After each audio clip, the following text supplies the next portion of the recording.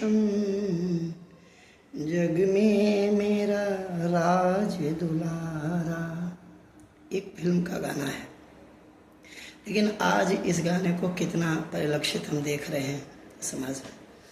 कहीं सिया का मैटर आ रहा है, कहीं नीले ड्रम की कहानी आ रही है, कहीं रस्सी में बांध के मार देने की कथा आती है।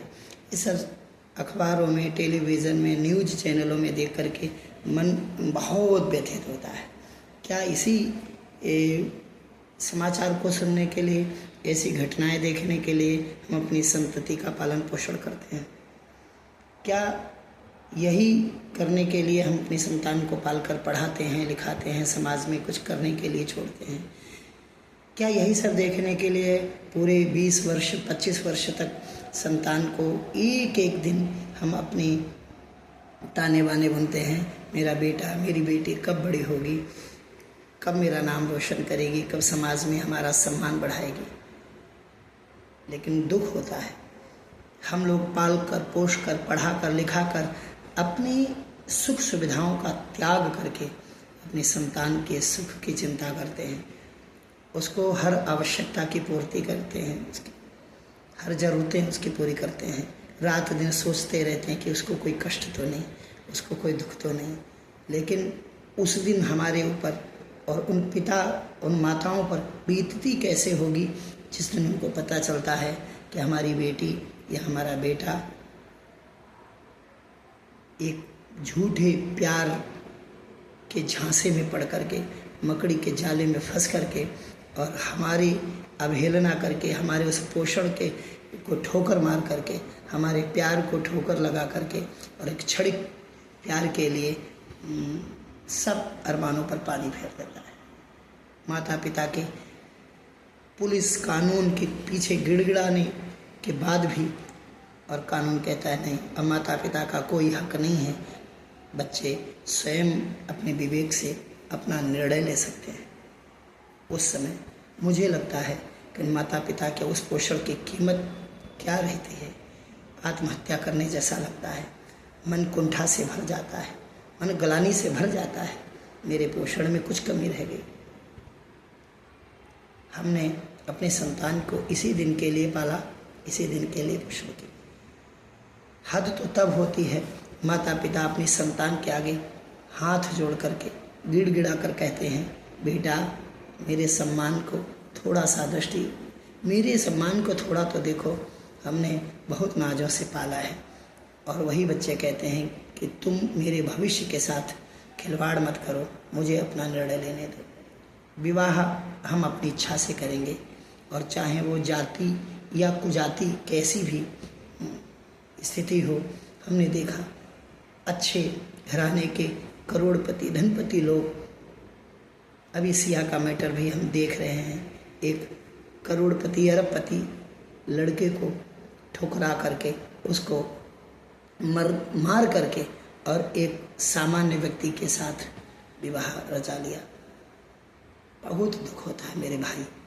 ये इसके पीछे कारण हमारे परिवार में संस्कारों की कमी हमें लगती है।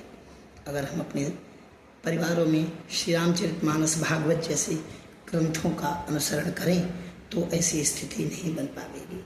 संतों का आना जाना हमारे घर हो, हमारी संतति पर संतों के आशीर्वाद हों, तो मुझे लग रहा इस स्थिति से कुछ बचा जा सकता है।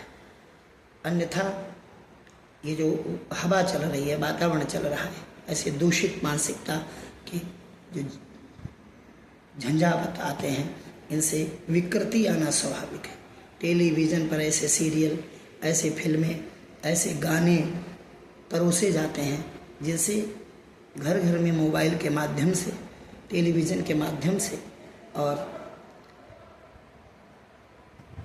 कितनी प्रकार से ऑनलाइन ये सब परोसे जाते हैं, जिनसे मानसिकता एकदम विकृत होती है। हर हाथ में मोबाइल आ गया, अब हम रोक भी नहीं सकते। इस प्रवाह को रोकने का कोई एक माध्यम एकमात्र दिखाई देता है, और वो है हमारे घरों में सत्संग को बढ़ाना। इसके अतिरिक्त तो कोई दूसरा साधन नहीं है।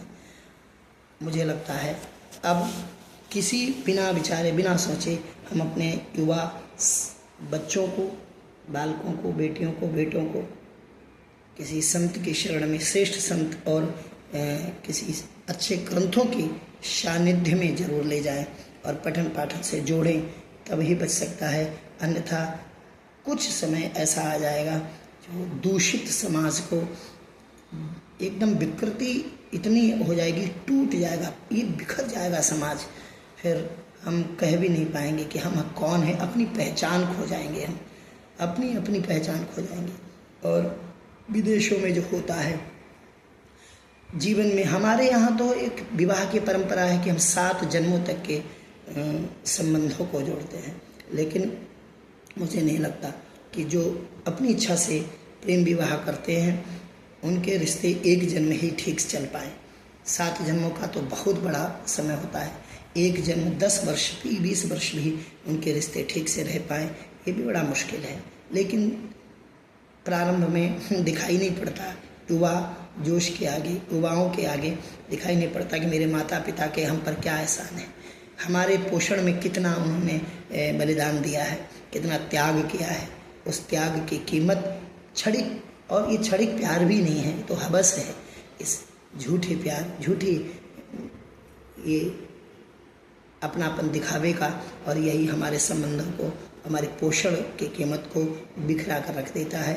इस पर आप विचार करिए, और अगर अच्छा लगे तो इस वीडियो को अधिक से अधिक लोगों तक पहुंचाओ, समाज को बिखेरने से रोक दो, घरों में संस्कार और स्वाध्याय बढ़ाने के लिए प्रयास करिए।